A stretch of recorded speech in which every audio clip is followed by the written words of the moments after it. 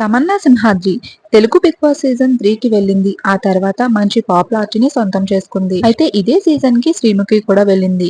వీళ్ళిద్దరికీ కూడా మంచి ఫ్రెండ్షిప్ బాండింగ్ అయితే బాండ్ అయిపోయింది. ఇక వీళ్ళిద్దరూ బయటకు వచ్చిన తర్వాత మంచి ఫ్రెండ్స్ గా ఉన్నారు. ఒకరింటికి ఒకరు వెళ్ళడం, అలాగే శ్రీముఖి కూడా ఎంతో బాగా చూసుకుంటుంది తమన్నాని.